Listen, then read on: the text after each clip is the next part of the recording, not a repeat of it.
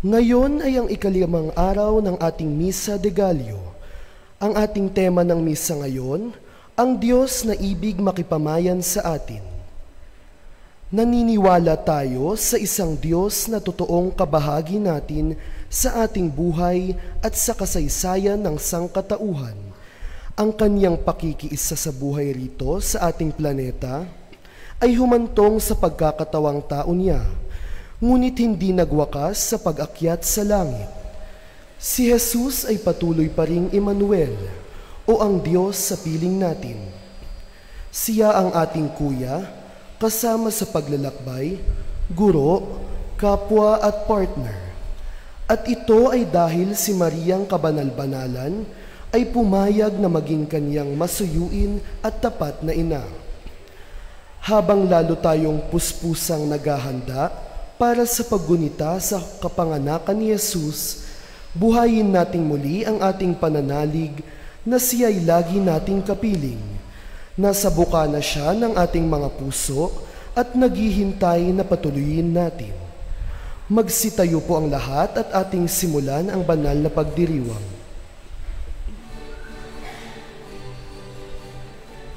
When I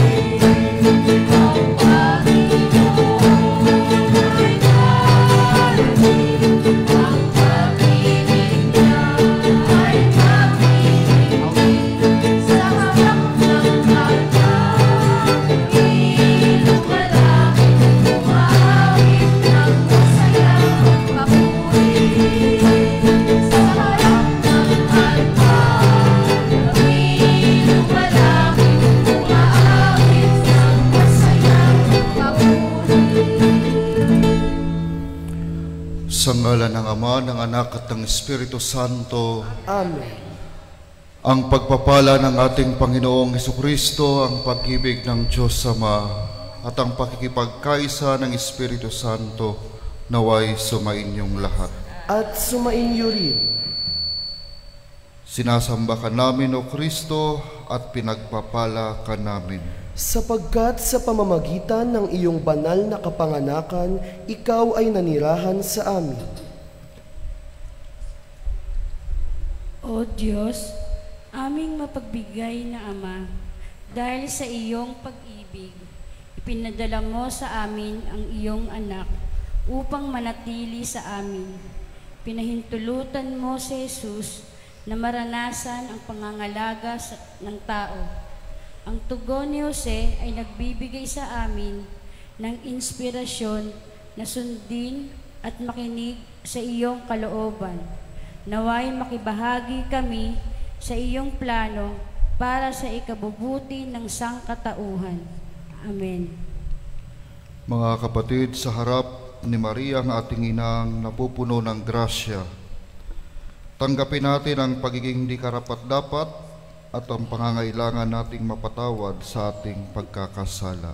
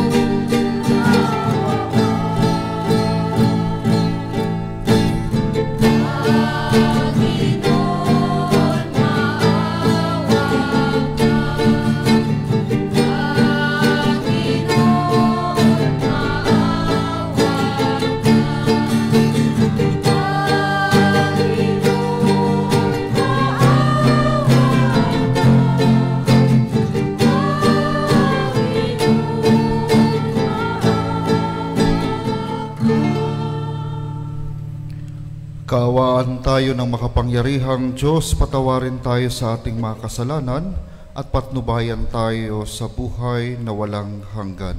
Amen.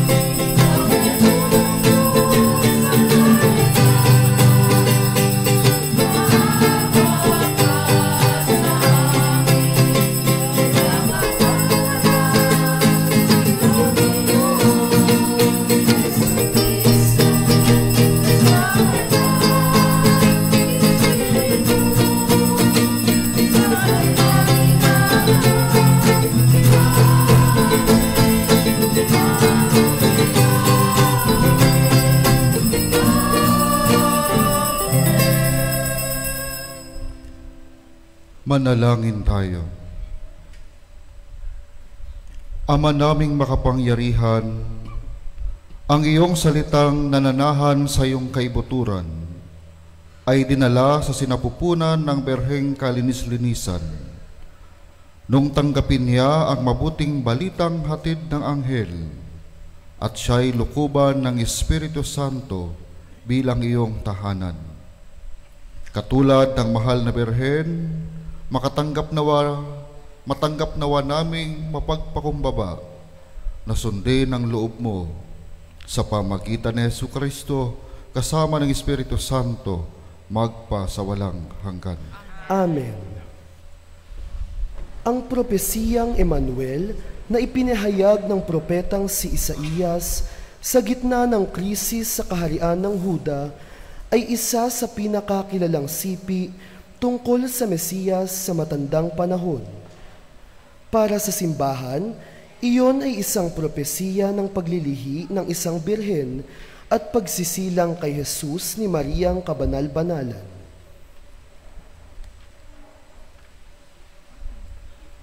Pagbasa mula sa aklat ni Propeta Isaías. Noong mga araw na iyon, ipinasabi ng Panginoon kay Akas, "Humingi ka sa akin ng palatandaan, maging sa kalaliman ng Sheol, o sa ikaitaasan ng langit." Sumagot si Akas, "Hindi po ako hihingi. Hindi ko susubukin ang Panginoon." Sinabi ni Isaías, "Pakinggan mo, sambahayan ni David. Kulang pa ba ang galitin ninyo ang mga tao? Na pati ang aking Diyos ay inyong niyayamot? Kaya nga't ang Panginoon na rin ang nagbigay ng palatandaan. Maglilihi ang isang dalaga at manganganak ng lalaki. At ito'y tatawaging Emmanuel." Ang salita ng Diyos. Salamat sa Diyos. Ang Panginooy darating, siya'y dakilang hari natin. Ang Panginooy darating, siya'y dakilang hari natin. Ang buong daigdig, lahat ng naroon, may-ari ng Diyos, ating Panginoon. Ang mundo'y natayo at yaong sandigay, ilalim ng lupa, tubig kalaliman. Ang Panginooy darating, siya'y dakilang hari natin. Sino ang marapat umahon sa burol? Sa burol ng puon. Sino ngang aahon? Sinong papayagang pumasok sa templo? Sinong tutulutang pumasok na tao?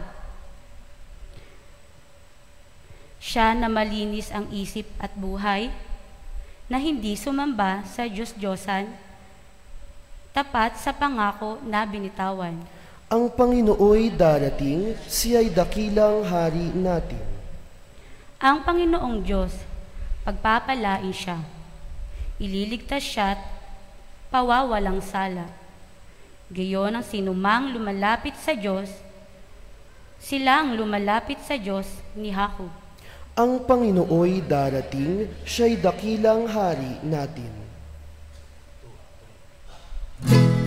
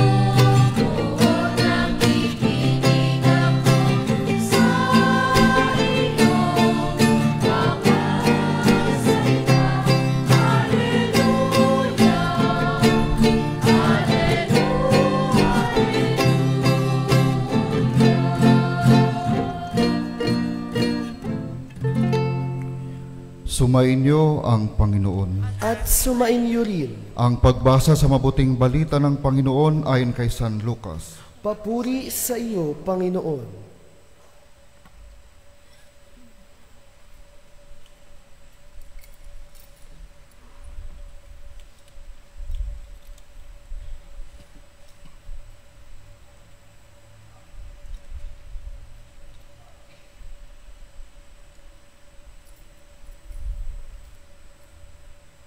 Nang ika-6 na buwan na ng pagdadalang tao ni Elizabeth, ang Anghel Gabriel ay sinugo ng Diyos sa Nazaret, Galilea, sa isang dalaga na ang pangalay Maria. Siya ay nakatakdang ikasal kay Jose, isang lalaking buhat sa lipi ni Haring David. Paglapit ng anghel sa kinaroroonan ng dalaga, binati niya ito, "Matuwa ka. Ikaw ay kalugod-lugod sa Diyos," wika niya. "Sumasa iyo ang Panginoon." Nagulumihanan si Maria sa gayong pangungusap at inisip niyang mabuti kung ano ang kahulugan niyon. Kaya't sinabi sa kanya ng anghel, "Huwag kang matakot, Maria, sapagkat kinalulugdan ka ng Diyos. Makinig ka. Ikaw ay maglilihi at manganganak ng isang lalaki, at siya'y tatawagin mong Jesus. Magiging dakila siya at tatawaging anak ng kataas-taasan. Ibibigay sa kanya ng Panginoong Diyos ang trono ng kanyang amang si David. Maghahari siya sa angkan ni Jacob magpakailanman, at ang kanyang paghahari ay walang hanggan." "Paanong mangyayari ito gayong ako'y dalaga?" tanong ni Maria.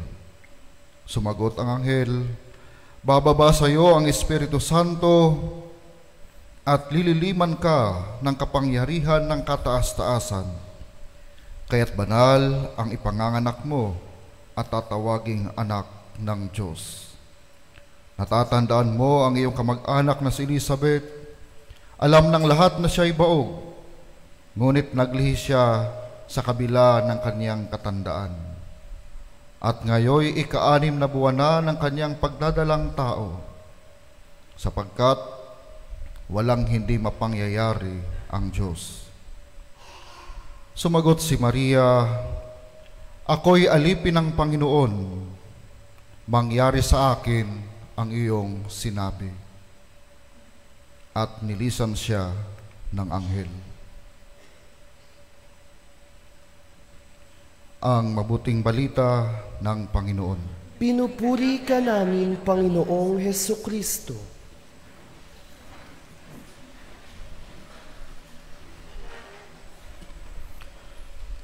Isang mapagpalang umaga po sa inyong lahat. Tayo po ngayon ay nasa ika-5 araw na ng ating Misa Aguinaldo. Kayo po ba'y mayroon ng plano? Kayo po ba'y mayroon ng plano? Si Jamie kagabi, sabi niya, mayroon na siyang plano. Ikaw, Ate Heidi, mayroon ka ng plano?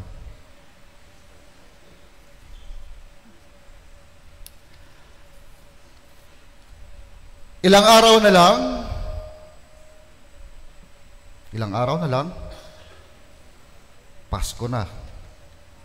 May plano ka na ba?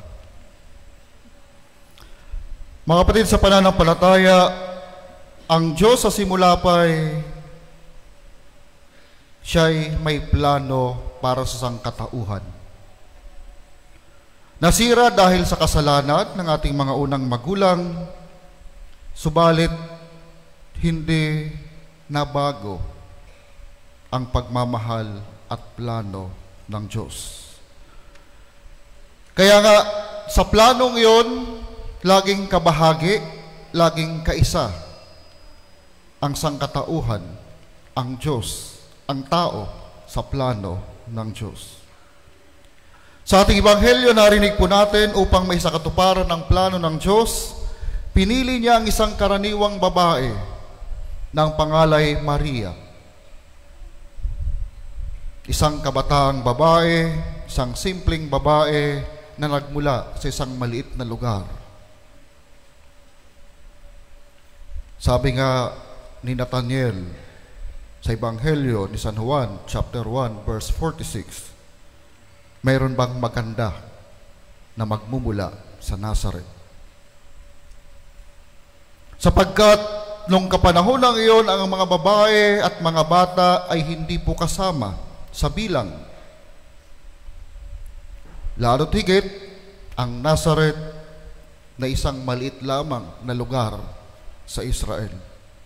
Meron bang maganda na magmumula sa lugar na yun? Si Maria ay may plano. Siya'y nakatakda na ikasal kay Jose. Plano na bumuo ng pamilya, mamuhay ng tahimik, masaya. Subalit, ang planong iyon ay binago ng Diyos. Hindi madali ang naging desisyon ni Maria. Subalit siya ay may kapasidad na makinig, magdasal, at pagnilayan sa kanyang puso, at isuko ang kanyang plano. Kaya nga ang kanyang naging tugon, ako'y alipin ng Panginoon, mangyari sa akin ang iyong sinabi. Sapagkat alam ni Maria, sa kaibuturan ng kanyang puso, ang Diyos ay tapat sa kanyang pangako, ang Diyos ay mabuting pastol. Kahit siya'y ordinaryong babae na nagmula sa isang simpleng lugar, siya'y lilingapin ng Diyos. Hindi siya pababayaan ng Diyos. Ang Diyos na hindi hihintayin ang pagbabalik ng naliligaw na anak. Ang Diyos mismo ang gagawa ng paraan upang dumaloy ang kanyang awa at habag. Kaya nga sa unang pagbasa, ang sabi, kay Akas, humingi ka ng tanda. Subalit, hindi niya ito ginawa. Hindi dahil ayaw niyang magalit ang Diyos, kung hindi dahil matigas at manhid ang kanyang puso. Ang Diyos na siyang gagawa ng paraan, ang Diyos na siya mismo ang susundo, ang Diyos na siya mismo ang lalapit, aakay. Kaya po yung unang katulad, ang unang hamon sa atin ay tularan si Maria. Sa likod ng ating mga plano, handa po ba tayong tanggapin ang dalang mabuting balita sa atin ng Panginoon? Tayo rin kay daming plano sa ating buhay. Plano na kadalasan kapos, kulang at palpak, sapagkat kulang dahil wala ang Diyos sa planong yaon. Hindi po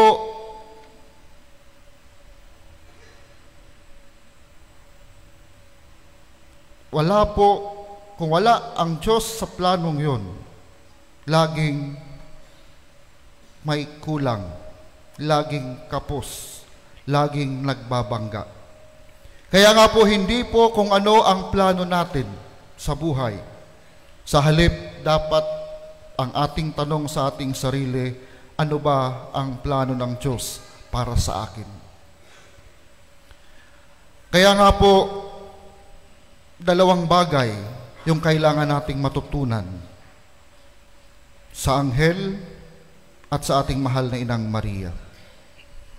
Sa anghel, siya'y sinugo ng Diyos, ginawa ang iniutos sa kanya, at siya'y umalis. Si Maria, tinanggap ang mabuting balita, nakinig, at mamaya hanggang bukas, maririnig natin sa ating Ebanghelyo na siya'y aalis din, papunta sa kanyang pinsan na si Elizabeth. Mga kapatid, sa pananampalataya, minsan, hirap tayo na umalis. Minsan, hirap tayo sa pagtalima. Laging nandun yung temptation na manatili sa ating mga comfort zones, manatili na namnamin ng ating tagumpay, manatili sa mga taong mahalaga at nagpapahalaga sa atin, manatili doon sa alam natin na tayo ay sigurado. O minsan, mas pinipili nating manatili doon sa ating mga pagkalugmok, sa ating regrets, sa sakit, sa ating failures.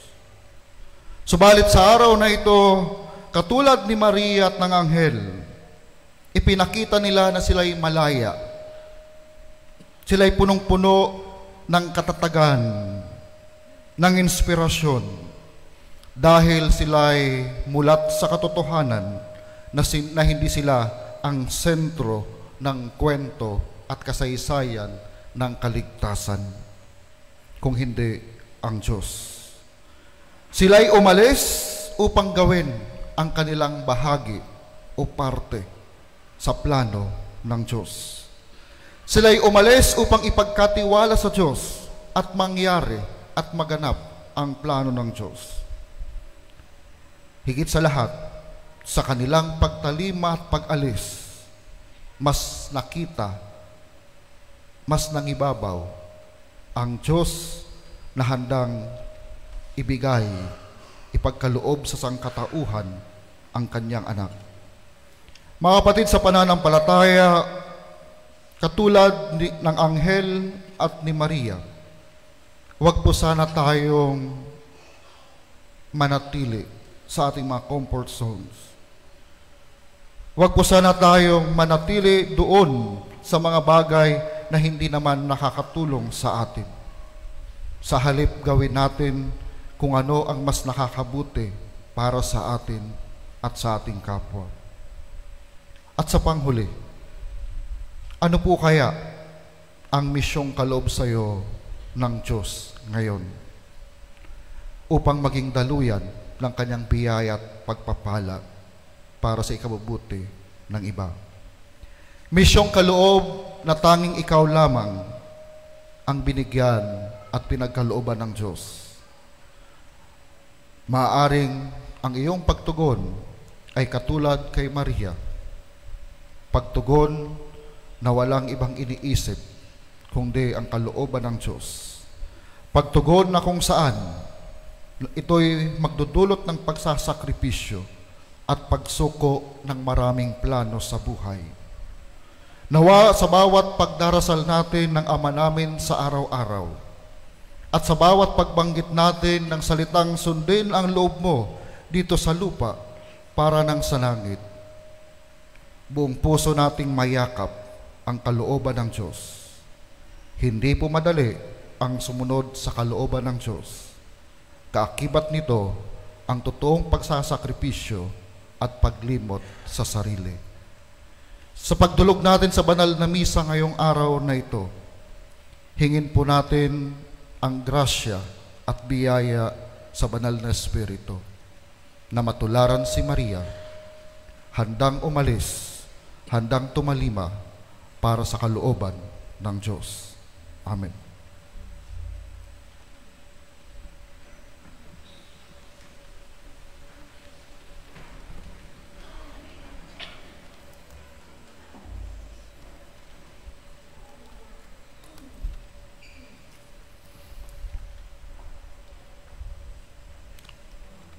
Si Jesus ay siya nating Emmanuel, ang Diyos sa piling natin. Ang kanyang pananatili sa piling natin ay bukal ng ating kasiyahan at lakas. Ipagkatiwala natin sa Kanya ang ating mga alalahanin at pag-asa at ang ating itutugon sa bawat panalangin. Panginoong Jesus, makapiling ka nawa namin. Panginoong Jesus, makapiling ka nawa namin. Panginoong Jesus, lumagi ka nawa sa iyong simbahan, habang tuwinang siyang sisikap, maghatid ng iyong ebanghelyo sa lahat, at magbigay saksi sa katotohanan ito sa buhay ng kanyang mga kasapi. Manalangin tayo. Panginoong Hesus, makapiling ka nawa namin. Panginoong Hesus, lumagi ka nawa sa Santo Papa, aming obispo, aming kuro parokya at kanyang mga katulong, upang sila ay maging mga lalong mabisang ministro ng iyong inspirasyon at pamamatnubay. Manalangin tayo. Panginoong Hesus, makapiling ka nawa namin. Panginoong Hesus, lumagi ka nawa sa aming mga pinunong politika at sibil, sa aming mga hukom, mga pulis, at mga sundalo upang mabisa nilang may pagtaguyod ang katarungang kaayusan at kapakanang pangkalahatan. Manalangin tayo. Panginoong Hesus, makapiling ka nawa namin. Panginoong Hesus, lumagi ka sa aming mga doktor, nurse at lahat ng naglilingkod sa pamangalagang pangkalusugan, upang sila ay maging kasangkapan ng iyong nakakagaling na pagmamahal para sa lahat ng may malasakit. Manalangin tayo. Panginoong Hesus, makapiling ka nawa namin. Para sa bukluran ng Sampaguita, sa paghahanda natin sa pagdiriwang ng kapanganakan ni Hesus, naway mapuno ang ating mga pagtitipon ng pasasalamat, pagkabukas, palad at diwa ng pagkakaisa. Manalangin tayo. Panginoong Hesus, makapiling ka nawa namin. Para sa lahat ng pamilya sa ating bukluran, nawa ang diwa ng Adbyento ay magpatibay ng kanilang pagkakaisa at mapalalim ang pag-unawa sa tunay na kahulugan ng Pasko. Manalangin tayo. Panginoong Hesus, makapiling ka nawa namin. Manalangin tayo para sa ating mga pansariling kahilingan at para sa ating mga mahal sa buhay. Manalangin tayo. Panginoong Hesus, makapiling ka nawa namin. Panginoong Hesus, tulutan mong makaraos kaming maluwalhati sa lahat naming kahirapan at bumuo ng mga pamayanang nagtatampok sa pinagaharian mo ng walang hanggan. Amen. Ang lahat ng ito hinihiling namin sa ngalan ni Kristo, ang aming Panginoon. Amen.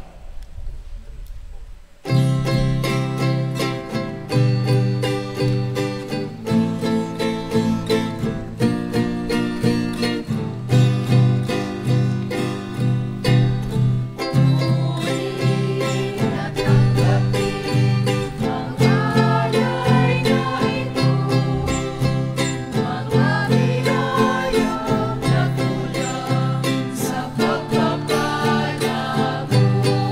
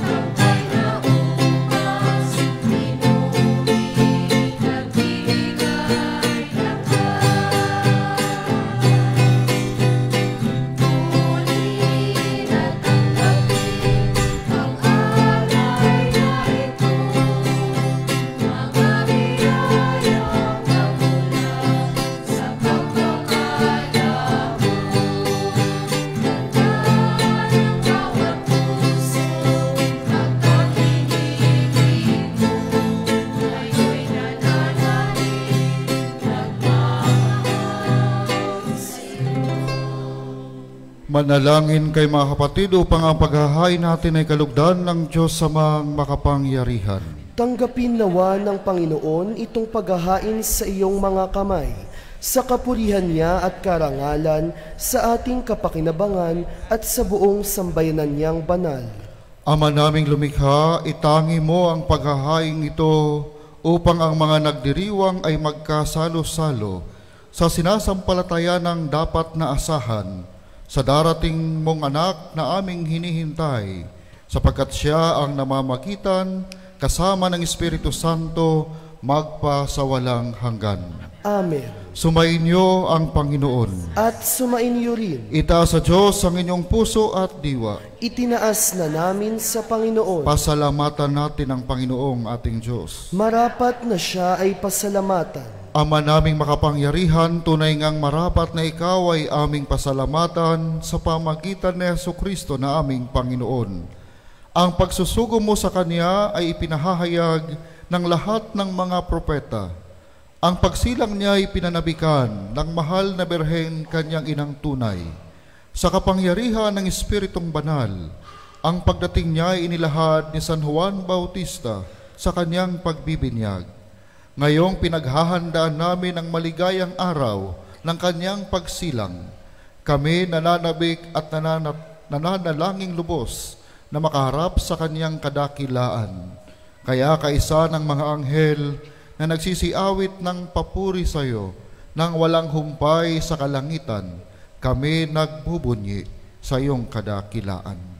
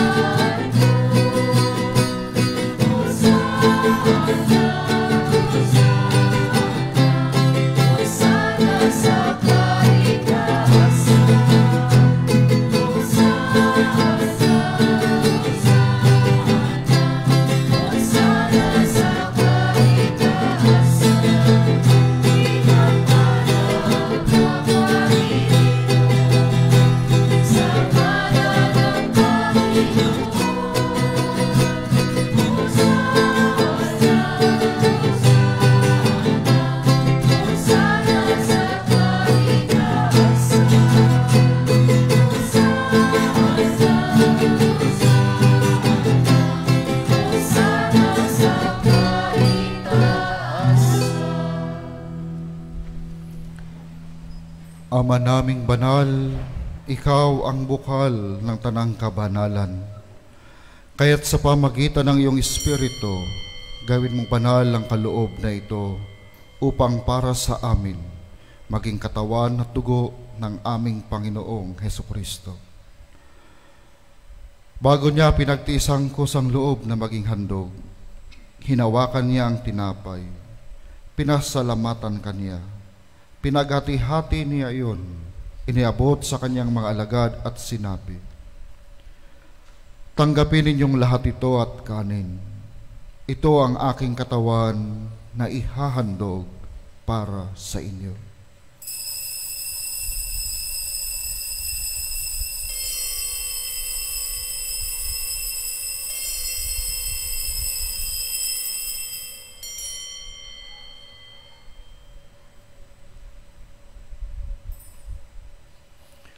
Gayon din naman nung matapos ang hapunan, hinawakan niya ang kalis, muli kanyang pinasalamatan. Iniabot niya ang kalis sa kanyang mga alagad at sinabi, "Tanggapin ninyong lahat ito at inumin. Ito ang kalis ng aking dugo, ng bago at walang hanggang tipan. Ang aking dugo na ibubuhos para sa inyo at para sa lahat, sa ikapagpapatawad ng mga kasalanan. Gawin ninyo ito sa pag-alala sa akin."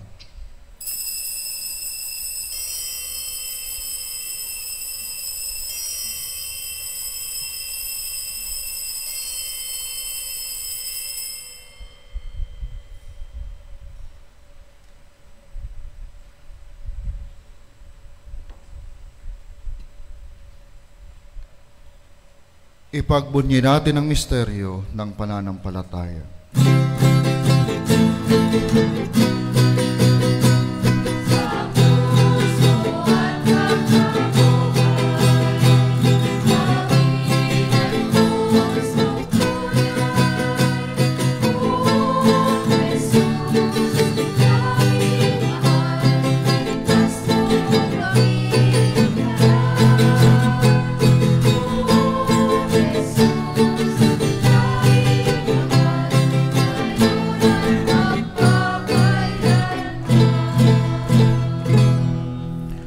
Ama, ginagawa namin ngayon ang pag-alala sa pagkamatay at muling pagkabuhay ng iyong anak. Kaya tiniaalay namin sa iyo ang tinapay na nagbibigay buhay at ang kalis na nagkakaloob ng kaligtasan. Kami nagpapasalamat dahil kami iyong minarapat na tumayo sa harap mo para maglingkod sa iyo.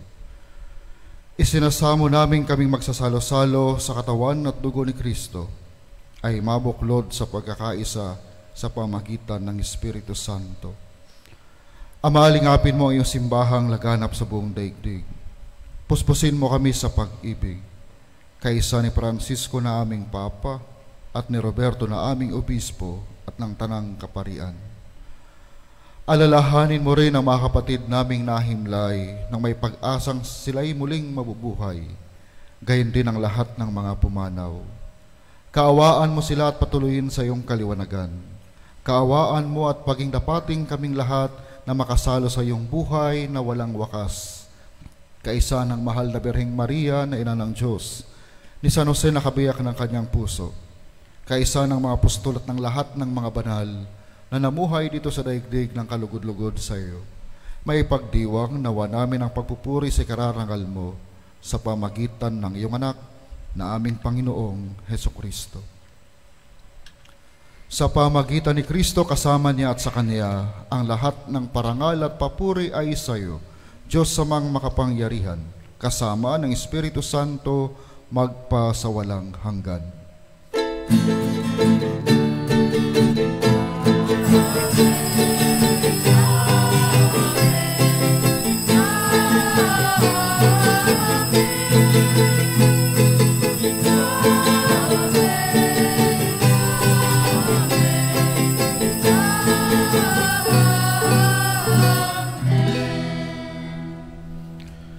Sa tagubili ng mga nakagagaling na utos sa turo ni Jesus na Panginoon natin at Diyos, ipahayag natin ng lakas loob.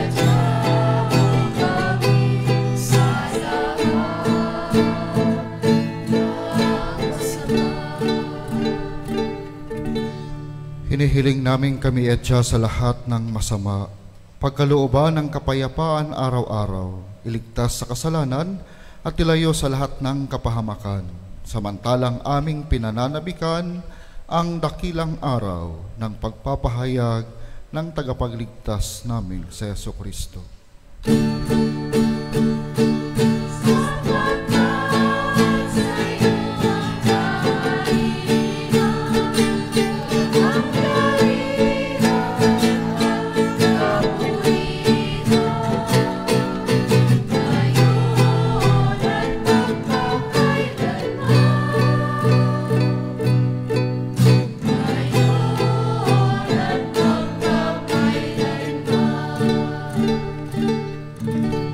Panginoong Jesucristo, sinabi mo sa iyong mga apostol, kapayapaan ang iniiwan ko sa inyo. Ang aking kapayapaan ang ibinibigay ko sa inyo. Tunghayan mo ang aming pananampalataya at huwag ang aming pagkakasala. Pagkalooban mo kami ng kapayapaan at pagkakaisa ayon sa iyong kalooban, kasama ng Espiritu Santo magpa sa walang hanggan. Amen. Ang kapayapaan ng Panginoon ay laging sumainyo. At sumainyo rin. Magbigayan po tayo ng kapayapaan sa isa't isa. Kapayapaan po.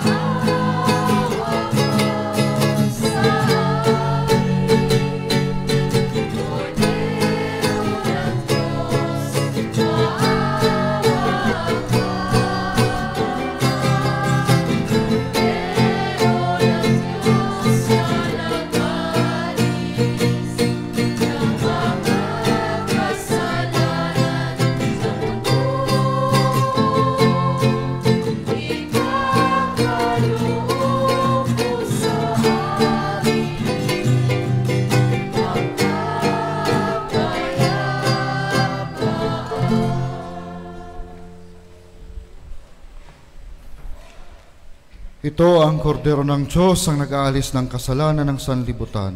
Mapalad ang mga inaanyayahan sa kanyang piging. Panginoon, hindi ako karapat-dapat na magpatuloy sa iyo, ngunit sa isang salita mo lamang ay gagaling na ako.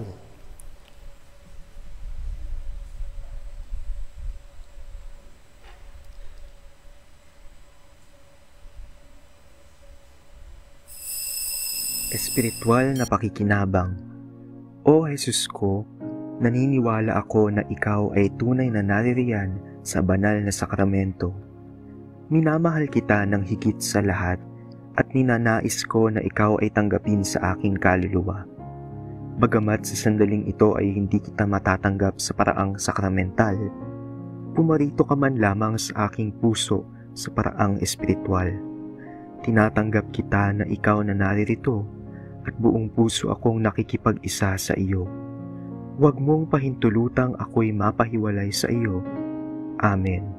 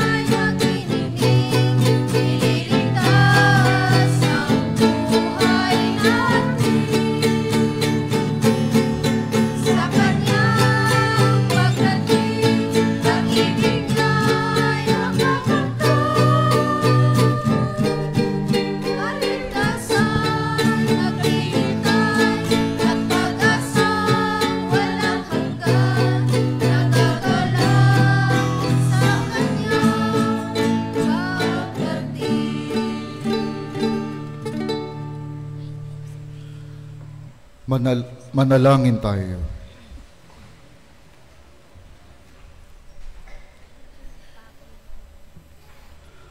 Ama naming mapagmahal, ang mga pinapagsalo mo sa iyong banal na piging ay papagkamtin mo ng tunay na kapayapaan bilang kapakinabangan sa ginanap na pagdiriwang sa pamagitan ni Jesucristo kasama ng Espiritu Santo, magpasawalang hanggan. Amen. Magsiupo muna sumandali para sa ilang paalaala. Una, paalala lang po na wala pong misa ng 6 a.m. at 6 p.m. Ang schedule naman po ng mga misa bukas, December 21, Huwebes, Misa de Gallo, 4:30 a.m., wala pong misa ng 6 a.m. at simbang gabi ng 7:30 p.m. Para sa detalyadong schedule ng mga misa hanggang bagong taon, sumangguni sa ating FB page.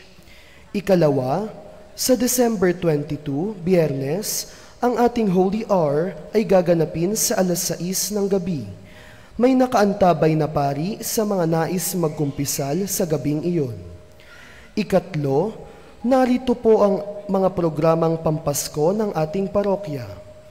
Ang Bundle of Joy project para sa mga kapamilya natin sa ating mga mission areas na higit na nangangailangan. Ang Bundle of Joy Noche Buena package na pwede ninyo ipamasko ay mga groceries na naka-flash sa screen or pwede pong cash na 1,000 pesos. Iaalay po natin ito sa misa o iwan sa parish office. Meron din po tayong Christmas balls na may kanya-kanyang halaga na pwede ninyong isabit sa Christmas tree, kasama ang inyong mga wishes. Ang proceeds po nito ay pandagdag sa ating feeding program. Deadline po ng mga ito ay sa December 23, Sabado. Maraming salamat pong muli sa inyong suporta. Ang Gift for an Angel naman po ay mula sa Catechetical Ministry, kung saan bibigyan natin ng regalo ang ilang bata mula sa ating mission areas. Sa mga nais magbigay ng regalo, maaari pong kumuha ng Angel Gift Tag sa mga Parish Young Catechists na nakapwesto sa tabi ng ating giant Christmas tree. Ang edad ko, alay ko, isang pag-aalay at pasasalamat sa mga iba't ibang biyayang ating natamo sa taong 2023. Ang malilikom sa proyektong ito ay gagamitin natin bilang paunang pondo para sa pagpapaayos ng ating kumbento at formation center at para sa pagpapagawa ng ating Gallery of Saints. Sa una hanggang sa ika-4 na araw ng ating simbang gabi at Misa de Gallo, tayo po ay nakalikom ng halagang 88,719 pesos. Ang mga nangungunang buwan sa kasalukuyan ay ang buwan ng Pebrero at Nobyembre. Maraming salamat po sa inyong walang sawang suporta sa mga proyekto ng ating simbahan. At ngayon, pwede na po nating ihulog ang ating mga brown envelopes para sa edad ko, alay ko.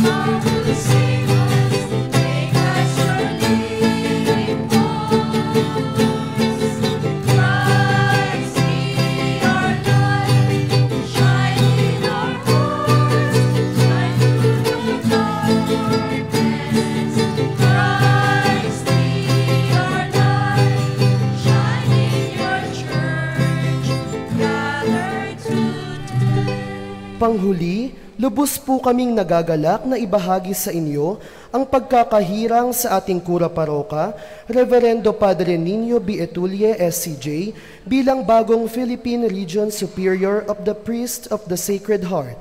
Congratulations po, Father Nino. Asahan niyo po ang aming mga panalangin sa inyong bagong misyon bilang pastol ng inyong mga Dihonian priest.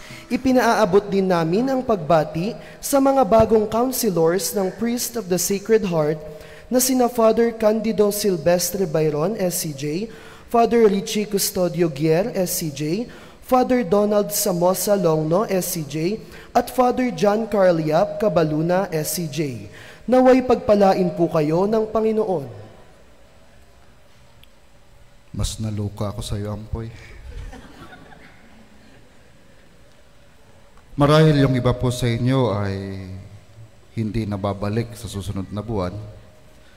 Kaya sasamantalahin ko po yung pagkakataon na magpasalamat po sa inyo sa loob ng mahigit 5 taon na ako po ay nandito sa inyong pamayanan. Maraming salamat po sa inyong panalangin, sa inyong suporta sa mga programa ng parokya. Dalangin ko na ipagpatuloy po ninyo yung inyong mga magandang katangian bilang isang pamayanan. Higit sa lahat, mas manatiling bukas sa mga hamon ng pamayanan, mas maging welcoming, mas maging buhay, mas maging mulat at kumikilos yung bawat pamilya. At wala po akong ibang hinihiling kung hindi ipagdasal po ninyo kami, ako, sa aming new administration na mag-uumpisa ngayong Marso. Hindi po madali, maraming hamon.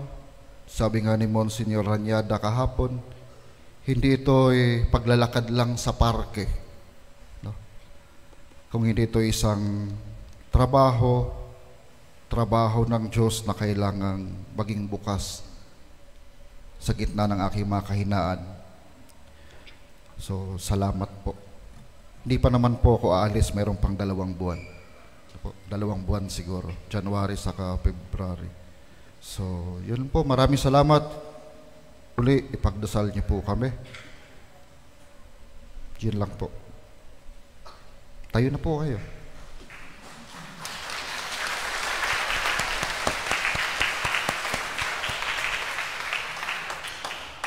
Sumayin niyo ang Panginoon. At sumainyo rin. At pagpalain kayo ng makapangyarihang Diyos Ama at Anak at Espiritu Santo. Amen. Amen. Naalay ng banal na misa, humayo kayo sa kapayapaan ni Kristo. Salamat sa Diyos.